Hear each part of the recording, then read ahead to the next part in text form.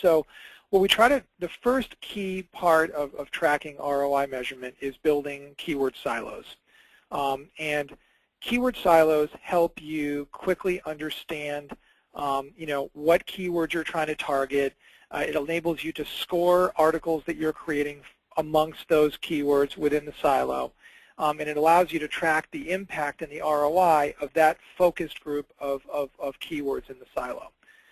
So what we end up doing is being able to look at all kinds of performance reports around these keywords in the silo. One of the first things we can look at is published content that's been published, and we can actually separate the content that's published on your website from the content that you've published out on the web through article marketing. And we can look at all of the keywords that we were scoring content against and that we were optimizing for, and we can look at the total net improved listing positions for all of those keywords that were a direct result of our efforts. So the first thing to look at is the overall improvement in the impact of article marketing. The second thing you can look at is a per silo basis. As I was talking earlier, you're going to create a number of different silos, and in each silo you're going to have different groups of keywords. And for those keywords, you can track and measure the performance in terms of improved listing positions. So you can get very granular in studying the impact of listing positions for any content that you're publishing both on-site and or off-site. The next thing you can do through Word Vision at least, and you can do this on your own as you segregate keywords and silos, is you can look at the traffic that resulted in that in the keywords that you were optimizing content for. This happens to be an overall increase in traffic impacted with content that I've published. Again, this could be on-site or off-site, and you can separate those, but you're looking at the increased amount of traffic from that's calculated through Google Analytics for the keywords that you've been focused on, and likewise you can do the same thing with traffic increases on individual silos. So it's very exciting. It's getting much easier now to track content impact, and that's really what we're focused on. And this is a screen grab that I didn't have time to throw in, but everyone will get access to this download, so that will be in there. It shows some actual new traffic that you've created from different portals where you've distributed the content, which is, again, is a key thing you need to look at. Looking at Google Analytics, where did my articles end up? What other article portals are driving traffic to my site? Sorry, I didn't have time to include that. Next, you can look at actual time on site from pages that are featuring the article marketing content that you've created. And the recommendation and the tip that I have for you here is, you're obviously creating content, off-site, and you're looking for scalable ways to create, content and distribute it. But I always recommend that you publish either that same content and or content similar to that content on your own website. If you're pushing content out to the marketplace for article marketing, likely, an interested customer is the hope, or an interested reader, or minimally the spider bots will link back to your site and visit your site and look for similar content.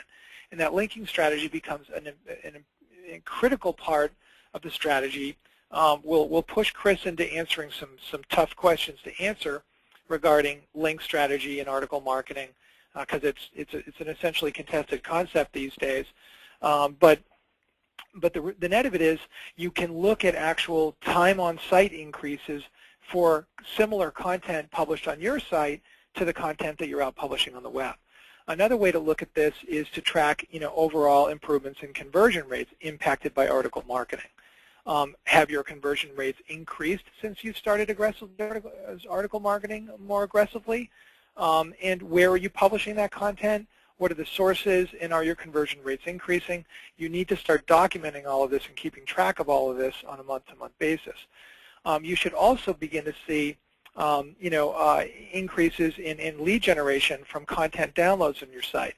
I think the future of all of content marketing is going to be, of course, listening to the wants and needs of your customers, delivering it to them in a compelling way, engaging success, in a variety of ways. Most as importantly is you move the content marketing forward in educating your customers and having great downloads and great assets and beginning to track the interaction of that content.